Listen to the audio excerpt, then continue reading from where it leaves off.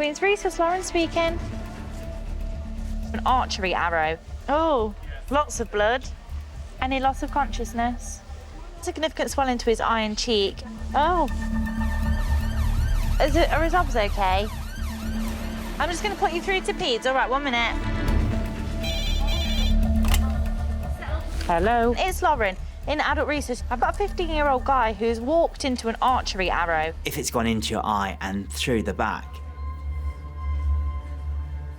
it's not far to your brain, and that can be life-changing, life-ending. We were on holiday, and we went to the archery activity. I didn't see it happen. Somebody came over to me and said, "I think there's a problem with your son." I looked over, and James was crumpled on the floor, and he was holding his left eye. I ran over to him, and it was just horrific. The blood was pouring out of his eye, out of his nose. It was just everywhere. Becca, do you need another pair of hands?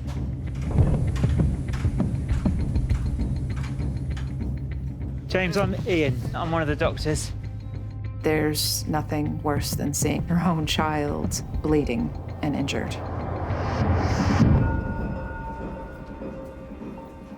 If you ignore your face, is anywhere else hurt? Anywhere else causing you some troubles? No. Okay. And it looks like you had a nosebleed. You're allowed to snort a lot. Has been bleeding out of his nose. Okay. If anyone tries to put anything in your nose, say no, all right? All right. If it's a swab or anything. You know, the top of your nose, up here, your brain sits on top of that bone. So if you've got a break there and you put something in somebody's nose, it can go up into the skull, into where your brain is. Can you look at my name badge? No, can't read that. Can you read it with... No. No? Can you see my picture? No. No? Can you see my hand? No. Your question to yourself is the globe, is the eyeball itself, you know, irretrievably damaged? And that means that they'll never have that vision again. I always sort of knew that there was something different about James. He was just a little bit slow on a lot of his milestones, especially when it came to talking. Are you all right going backwards? Yeah. Because I'm definitely better at steering going backwards. He struggled with friendships. It wasn't until James was around 7 or 8 and we were living in the UK that he got his diagnosis of autism. Sounds very futuristic. Oh, a bit further up. There was a lot of emotions going on. A good portion of it was relief because it was that confirmation of everything that I'd felt and thought his entire life. When he was a lot younger, around the age of 5, he would hurt himself.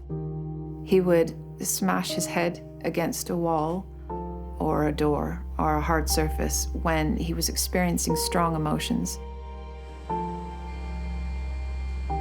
That has happened recently as well, during high school hours, which has been difficult for him. How did it feel being in that scanner machine? Didn't feel that bad. It's just a bit warm. It's heartbreaking to deal with a child who's going through something that is so obviously painful for them. James is awaiting the results of a head scan after an arrow penetrated his eye socket in an archery accident. We need to give you a tetanus vaccine. It's an injection into the muscle of your arm. You've not missed any vaccinations or anything as far as you're aware. It's difficult because I'm just struggling to remember because that's just something that my brain doesn't. That's okay. I have also dyspraxia, so it makes things like that difficult to remember. All the best people do. Do you as well? I'm dyspraxic, so you know. So you know what I mean. Yeah. No, Neurodiversity hangs together. I'm quite open with my patients. I have some neurodiversity of my own. I have some problems with dyslexia, and I've just been diagnosed with ADD.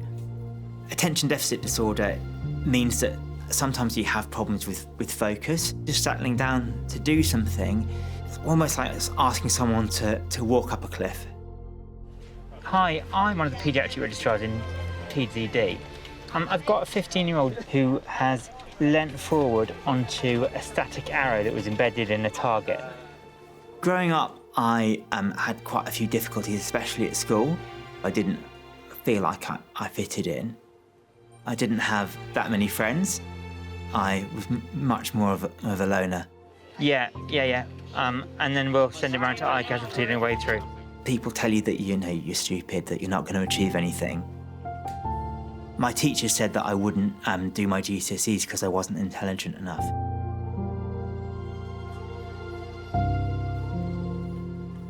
I think I felt like I constantly had to prove to people that I wasn't stupid. From the intracranial images that we have, there doesn't appear to be any intracranial injury. Yeah. Dr. Ian now has the results of James's head scan. There are some fractures to the maxillary sinus on the left, involving the orbit. Thank you very much, that's really helpful. If you've fractured the bones at the back of the eye, then those bony fragments can damage the optic nerve. If the optic nerve is damaged enough, that will cause blindness. So the plan at the moment is for him to go to eye casualty. Okay. And then they will take on that ongoing care. We're going to try and work out if there's any underlying fracture, get some idea of what the globe is up to. It will be all right. You'll be fine. Yeah. Just be kind to yourself, look after yourself, give yourself a little internal hug, Okay. and but you'll be fine. You'll work it out. The world can be a real challenge. I'd often feel quite sad. I guess it's really difficult because you're there for other people so much, sometimes you forget to be there for yourself. I don't walk around thinking maybe I'm a role model for people, but if people can see that despite some difficulties, then you can still do okay, or more than okay, then that would be really amazing. If I look back on that 12-year-old that was told that they wouldn't get their GCSEs, well, I've come a bloody long way. And I've climbed some really big mountains. And I just need to remind myself to look at the view from time to time. My graphic art teacher, he's blind in one eye. Is he? Yeah. Oh. But it hasn't stopped him, has it? No. Autism is just a different way that the brain works.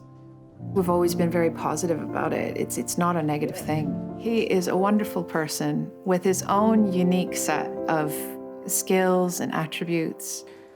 And then I'll let Miss Pradeep have a look. Am I hurting you?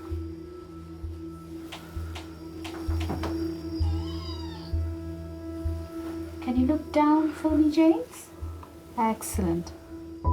I think that any parent worries about how the world will receive their child.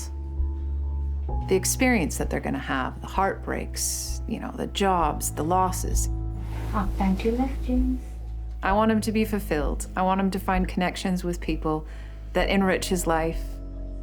I just want happiness for him. The eyeball is intact as far as we can see. We think there might be a small fracture in one of the orbital bones, which is the facial bone.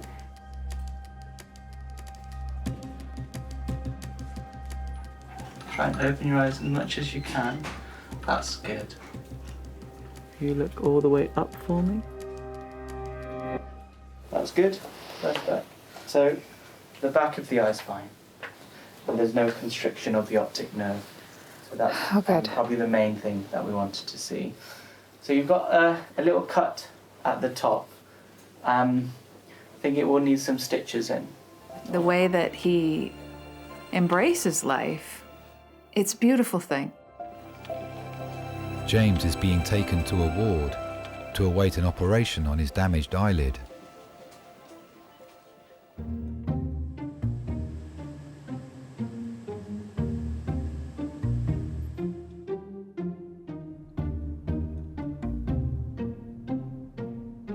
I don't know what I would have done if I lost sight in one eye.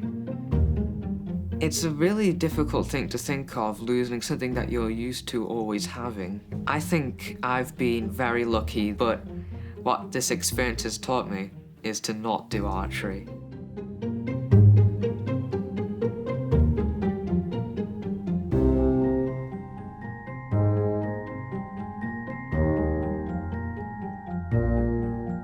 I plan to be an author and write stories.